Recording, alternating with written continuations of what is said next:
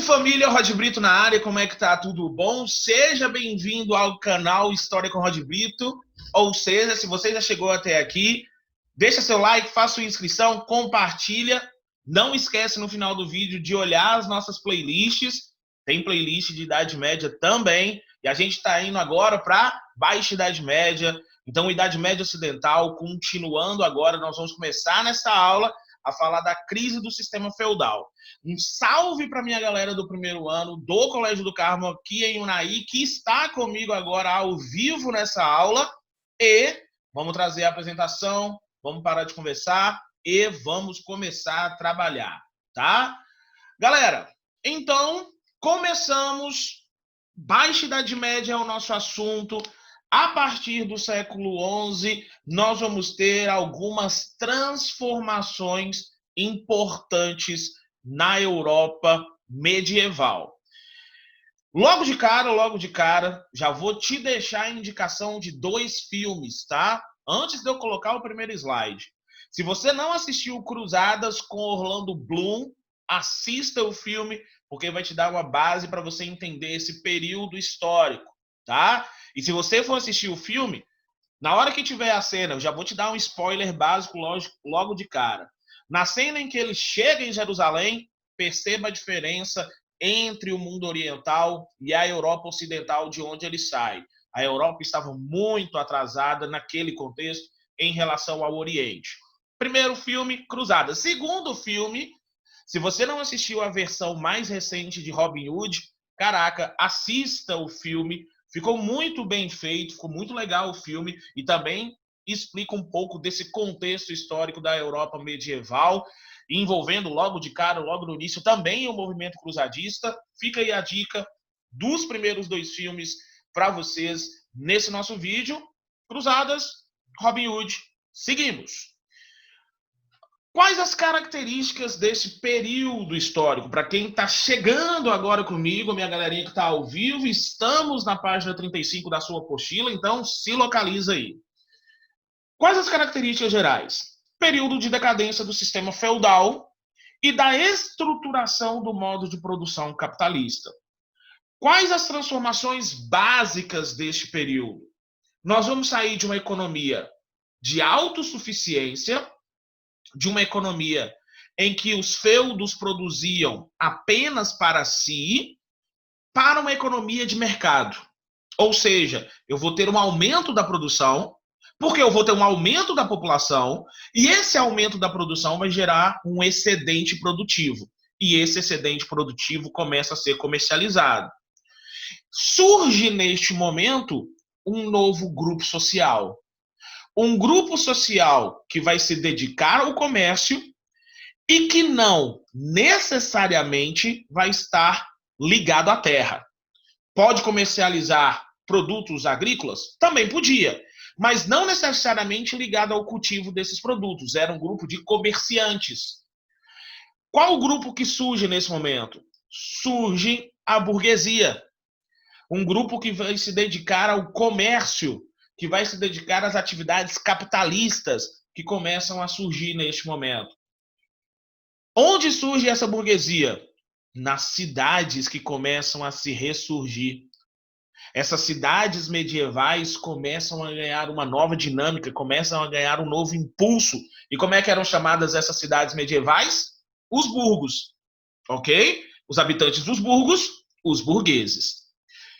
A partir desse contexto, ali no século XIV, século XV, eu vou ter o início da formação das monarquias nacionais absolutistas. No final da Idade Média, eu vou ter a formatação dos primeiros reinos absolutistas europeus. Então, nós vamos analisar esse contexto histórico, tá? Esse período de desagregação do sistema feudal. Lembrando, o feudalismo ele cai quando mais desenvolvido ele se encontrava. E é o que nós vamos tentar entender a partir de agora, tá? Eu vou ter um crescimento populacional ali a partir de meados do século X, principalmente com o fim das invasões bárbaras.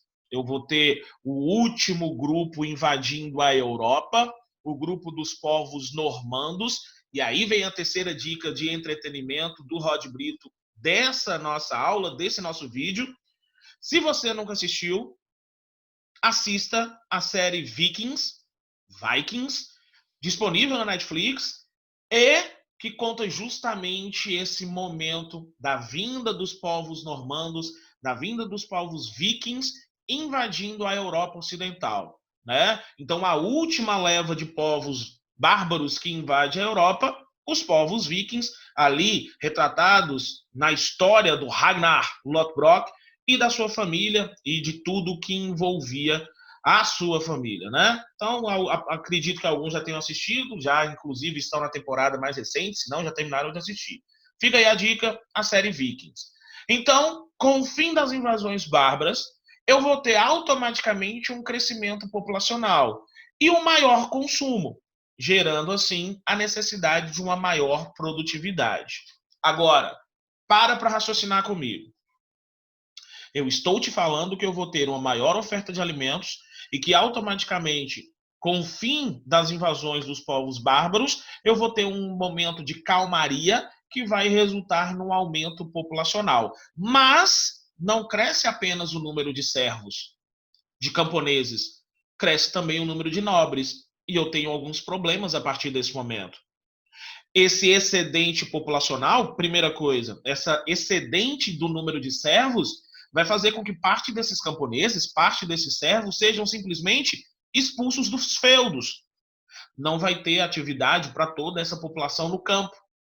Para onde essa população vai? Essa população agora vai sair do meio rural e vai tentar sobreviver, tentar buscar alternativas de vida nessas cidades que começam a surgir, nesses burgos que começam a se expandir. Então, qual que é o raciocínio agora? Lá no século V, quando o Império Romano do Ocidente caiu, qual foi o movimento que nós tivemos? Nós tivemos um êxodo urbano e um processo de ruralização. A população saindo das cidades romanas e indo para os grandes latifúndios, as vilas romanas. Agora, no século XI, eu vou ter o movimento inverso. A população vai iniciar um acentuado êxodo rural, saindo do campo e indo se fixar nas cidades, ampliando a urbanização europeia a partir desse momento. E entenda que é um processo inverso a partir de agora, tá? Eu vou ter um aumento do comércio, mas eu vou ter alguns efeitos colaterais. Por isso que eu indiquei, inclusive, o filme Robin Hood. Eu vou ter o aumento da criminalidade dentro dessa sociedade. O mito, né, que se cria do indivíduo que rouba dos ricos e distribui aos pobres, criado ali naquele contexto medieval. Mas entenda, eu vou ter o crescimento de uma parcela da sociedade que nós vamos chamar de uma escória social. Vai crescer o número de mendigos, vai crescer o número de ladrões, de assassinos, de estupradores, de prostitutas, de órfãos. Então, essa chamada escória social também vai se ampliar dentro da Europa medieval naquele contexto. E como eu disse, eu vou ter um problema em relação à nobreza. Porque cresce o número também de nobres. Só que nós já sabemos. Qual que é o grande problema disso? É que quem herda o feudo é só o filho mais velho. Então eu vou ter o aumento do número de nobres sem direito a terras. E esse é um problema que precisaria ser solucionado. Ok? Eu vou ter o aperfeiçoamento de algumas técnicas agrícolas, com o surgimento do moinho hidráulico, do arado de ferro. Eu vou ter a necessidade de mais terras para cultivo. Você já deve estar entendendo e imaginando quais são as áreas que vão ser primeiramente ocupadas. As terras comunais, as áreas de bosques, florestas que vão ser derrubados, os pântanos que vão ser drenados para ampliar a área agricultável. Só que acaba não sendo, a partir de um determinado ponto, suficiente. E aí a necessidade de mais terras, inclusive fora da Europa. Tá? Bom, para a gente ter uma noção, olha o crescimento populacional entre o século XI e o final do século XIII. De 45 milhões de pessoas, nós saímos para uma população de cerca de 75 milhões de habitantes. Professor, é pouco. 75 milhões apenas? Ok, é pouco dentro de um contexto mundial atual de 8 bilhões de pessoas. Mas naquele contexto, com técnicas limitadas, o homem ainda refém da natureza, isso era muito importante, porque o homem ainda era refém da natureza. Por mais que técnicas agrícolas tenham avançado, um período de chuvas muito intensas, um período de estiagem, de seca muito intensa, impactava na produção de alimentos. Então, esse número de 75 milhões de habitantes foi um número considerável para a realidade da época. Dentro desse contexto, em apenas 2 séculos e meio, tá? Historicamente, é pouco, ok? Bom, aí eu vou ter um ponto importante, um movimento crucial se desenvolvendo na Baixa Idade Média.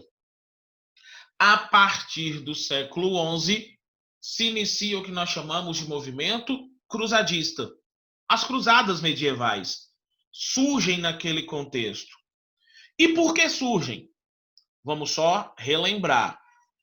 Com a morte do profeta Maomé, em 632, começa o período dos califados e começa um processo de expansão do povo islâmico, o domínio de territórios fora da Península Árabe.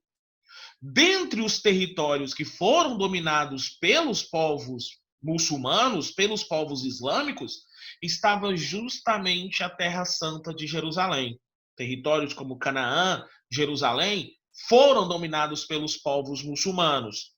E os católicos, logicamente, na palavra do Papa Urbano II, inclusive, os católicos entendiam que era uma afronta. Era uma afronta a Jerusalém, terra santa da cristandade, estar sob o domínio dos muçulmanos. Então, há uma literal convocação dos fiéis cristãos para combaterem os infiéis muçulmanos e retomarem dos muçulmanos a Terra Santa. Retomarem os locais sagrados para o cristianismo do domínio dos infiéis muçulmanos. Então, esse é o start. O que dá o início ao movimento cruzadista? A questão religiosa. Reconquistar a Terra Santa das mãos dos muçulmanos. Agora, entenda, o que dá o start é a questão religiosa. Mas as questões econômicas, sociais e territoriais deram ao movimento cruzadista uma importância maior na Europa naquele momento. O que eu quero dizer com isso? Outros grupos viram no movimento, inicialmente religioso, possibilidades. Por exemplo, aquela escória social, aquele grupo de excluídos sociais, viram no movimento cruzadista a possibilidade de roubar, de estuprar, de assassinar. Agora, com as bênçãos da Igreja Católica, com as bênçãos de Deus. Porque a Igreja Católica deixava claro que combater e matar um infiel era cumprir a vontade de Deus e garantir seu lugar no paraíso. Olha a mentalidade da época. E eu vou fazer um comentário daqui a pouquinho sobre isso, tá? Presta atenção na construção que a gente vai fazer nesse momento. Então, essa escória social, essa massa de excluídos, vê no movimento cruzadista a possibilidade de mudar a sua condição social, de mudar o seu status social, fazendo o que já faziam, só que agora com as bênçãos de Deus. Agora com uma justificativa clara de defender a cristandade. A nobreza, aqueles que eram os filhos secundogênitos e que não teriam direito a terras porque não eram os mais velhos, viram no movimento cruzadista a possibilidade de conquistar terras fora da Europa, já que na Europa, pelo direito de primogenitura, não teriam esse direito. Então viram no movimento cruzadista a possibilidade de resolver o seu problema de falta de terras.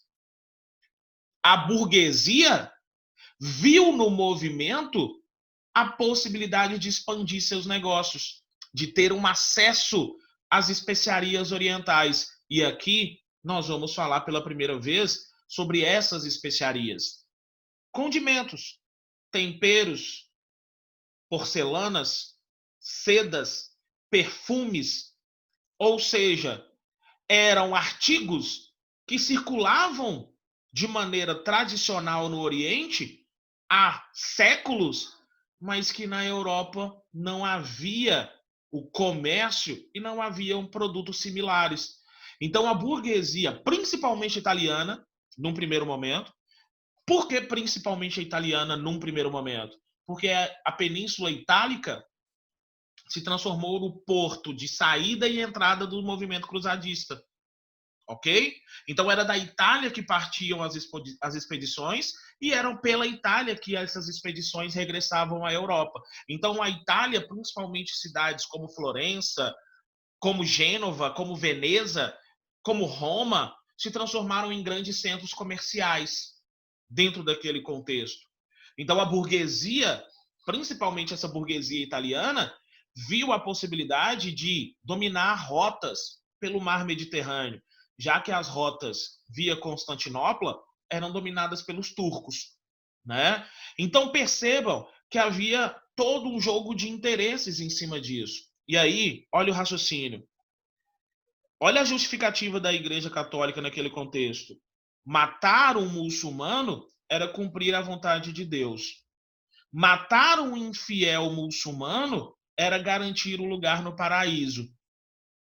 Quando o Estado Islâmico, a ISIS, um dos principais, se não o principal grupo terrorista da atualidade, começa suas mobilizações no sentido de construir um grande califado mundial, a principal justificativa ideológica no primeiro momento é vingança em relação ao movimento cruzadista do século XI ao XIII. Ah, professor, mas eles estão no século XXI falando que vão se vingar de um movimento que aconteceu há 10 séculos atrás, há 11 séculos atrás? Não tem lógica. Não tem lógica porque você está olhando com o seu olhar ocidental. Mas na ótica deles, faz todo sentido, já que foram massacrados, já que foram assassinados, já que tiveram suas terras tomadas, tiveram suas mulheres estupradas. Então, é a gente tomar cuidado na hora de analisar o movimento, na hora de analisar o processo, de não tentar levar a nossa visão, as nossas bases culturais para analisar a visão do outro. Ok? Então, para a gente fazer esse fechamento de raciocínio. Além disso, acreditava que quem participava das cruzadas tinha seus pecados absolvidos ou mesmo poderia ser curado de algumas enfermidades, né, de algumas doenças. Foram 8 cruzadas oficiais, 2 extraoficiais, e o movimento cruzadista foi um verdadeiro fracasso, militarmente falando. Por que o movimento foi um verdadeiro fracasso militarmente falando? Porque de todas essas 10 cruzadas, 8 oficiais, 2 extraoficiais, só uma deu certo, efetivamente. A primeira. Apenas a primeira conseguiu o objetivo de reconquistar a Terra Santa e manteve o domínio sobre Jerusalém sobre um bom tempo. Inclusive, se você for assistir o filme Cruzadas, entenda que você está assistindo um filme que retrata o momento posterior à primeira cruzada, porque Jerusalém estava sob o domínio da cristandade. O filme vai contar a história de como os muçulmanos, sob o comando de Saladino, um dos grandes líderes do período, conseguem reconquistar Jerusalém. Por isso que eu estou insistindo, é um bom filme e vai te dar um bom panorama histórico. Agora, qual que é a reflexão nesse momento? Por que a primeira deu certo e as outras acabaram fracassando? Faz muito sentido, se você parar para pensar. Na primeira cruzada, basicamente, qual era o objetivo? O objetivo era reconquistar a Terra Santa. Era derrotar os muçulmanos. E por esse objetivo, se uniram os cruzados para cumprir o objetivo determinado pelo catolicismo. A partir da segunda cruzada, quais os objetivos que falavam mais alto? Falavam mais alto os objetivos econômicos. do que religiosos. O que eu quero dizer com isso? Começaram a surgir diversos grupos de cruzados. Tanto é que no filme, não tem como, eu vou ter que insistir em cima do filme, tanto é que no filme, quando você for ver, você vai ver que existem uniformes diferentes, estilos diferentes, estandartes diferentes, formatos de cruzes diferentes, porque são grupos diferentes de cruzados, vindos de partes diferentes da Europa e com interesses próprios. Então, a partir da Segunda Cruzada, os grupos se dividiram por interesses econômicos particulares e aí acabaram se transformando em alvo fácil para os muçulmanos na derrota, já que estavam em número maior em relação aos cristãos que iam para o território inimigo. Há, inclusive, né, a lenda da Cruzada das Crianças, né, em que a Igreja Católica entende que as derrotas estavam acontecendo porque quem estava indo lutar eram pessoas pecadoras, e aí precisava de pessoas puras de alma e de coração para representar os interesses de Deus. Reza a lenda que foi, claro, um grande massacre, adolescentes e crianças pegando em armas, indo combater adultos, né? E foi um grande massacre. Foram estuprados, executados, escravizados, né? Bom, aqui as rotas, né? As principais rotas cruzadistas que se desenvolveram, chamando a atenção, logicamente, para as rotas via mar Mediterrâneo, né? Chamando, logicamente, a atenção para as rotas terrestres, e logicamente eu vou ter um grande fluxo de pessoas, né, se deslocando pela Europa dentro desse contexto. Aqui, algumas imagens, né, representação de batalhas durante o período cruzadista, né, aqui o registro, como eu disse, do massacre da Primeira Cruzada, sob o comando de Saladino, e os cristãos sendo executados, né, pelos povos muçulmanos, dentro desse contexto. Bom, se foi um fracasso militar, é importante você anotar isso. Se foi um fracasso militar, no plano econômico, comercial, o movimento cruzadista foi um grande sucesso. Por quê? Porque reabriu o mar Mediterrâneo para as embarcações burguesas europeias e estabeleceu novas rotas de comércio, tanto marítimas quanto terrestres, entre o Oriente e o Ocidente. Então é importante você entender isso, né? Nós tivemos um choque cultural entre Oriente e Ocidente, nesse contexto, o Ocidente muito mais atrasado, mas, economicamente falando, o movimento cruzadista teve suas consequências positivas, principalmente para a burguesia europeia, tá? A partir deste momento, nós vamos ter, então, o que nós chamamos de um renascimento comercial na Europa. Esse renascimento comercial liderado pelas cidades italianas. O surgimento de rotas de comércio interligando o continente europeu e no cruzamento dessas rotas terrestres surgiram as famosas feiras medievais, que comercializavam diversos artigos e, lógico, dentre esses artigos também comercializavam especiarias vindas do Oriente. Várias eram as feiras, e o raciocínio ele é muito simples, tá? No entorno dessas feiras começam a se formar núcleos de povoamento. Algumas dessas feiras eram itinerantes, mas outras eram fixas, como as feiras de Champagne na França, da região de Champagne, tá? Não o líquido surge, o nome da bebida surge por causa da região. E as feiras, a feira importante ali na região do norte da Europa, na região de Flandres, na atual Bélgica, tá? Então, duas feiras importantes dentro daquele contexto. E no entorno dessas feiras começam a se formar núcleos de povoamento, nesses burgos que começam a se consolidar.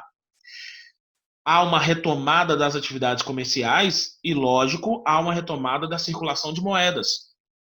A sociedade que era amonetária durante o período da Alta Idade Média, agora se transforma numa sociedade monetária.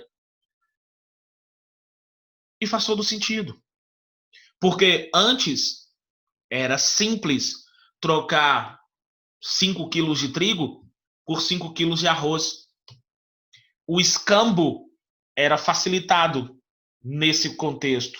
Mas a partir desse momento, fica difícil fazer a medida, a conversão. Como é que eu vou converter? Quantos frangos eu vou ter que receber por 2 pares de sapato? Quanto que eu vou receber de trigo pelo tapete que ele quer comprar? As unidades não casavam. E a partir desse momento há um ressurgimento de moedas importantes, como o ducado, como o florim, que surgem nesse momento, e logicamente, junto com o ressurgimento das moedas, surgem as atividades de crédito, atividades bancárias. Cada feudo tinha sua própria moeda, cada burgo desenvolve suas próprias atividades bancárias, e logicamente eu vou ter também as casas de câmbio. É simples, né? Se você viaja, por exemplo, para outro país, você automaticamente tem que converter a moeda que você traz pela moeda local. Só que naquele contexto era muito mais complexo, porque cada burgo tinha sua própria unidade monetária, ou cada feudo passa a ter sua própria moeda de circulação local. Por isso que a atividade de câmbio era tão valorizada naquele momento, né? Para trocar as moedas pelas moedas locais. Começam a surgir nesse momento algumas grandes associações. Eu vou ter associações de cidades e eu vou ter associações de comerciantes locais. Como é que eram chamadas essas associações de cidades comerciantes? Eram chamadas de ligas ou de Hansas. A mais famosa, inclusive, a Liga Hanseática do Mar do Norte. Por que havia essa associação? São cidades que comercializam produtos semelhantes ou complementares que vão combinar entre si para dominar o comércio de uma determinada região. Comércio de peles, o comércio de madeira, o comércio pesqueiro, o comércio de base artesanal. Então, para a nossa região aqui, né, eu estou falando da região noroeste de Minas Gerais, seria como ter uma grande liga formada pelas cidades de Unai, Paracatu, João Pinheiro, comandando o comércio local do noroeste de Minas Gerais, né?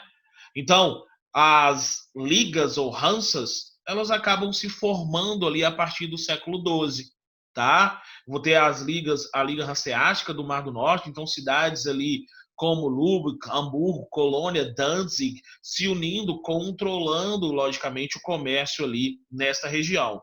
Chamando atenção aqui no mapa, como eu disse, para as feiras, né, medievais, como as feiras de Champagne, a feira da região do Flandres, na Bélgica, as feiras de Paris, e chamando atenção para as rotas, né? Tanto as rotas marítimas em azul, quanto as rotas terrestres em vermelho, interligando o Ocidente ao Oriente, interligando a Europa à Ásia. Como percebem, eu vou ter rotas marítimas também interligando o Mar do Norte ao Mar Mediterrâneo, passando aqui pelo Estreito de Gibraltar, ok?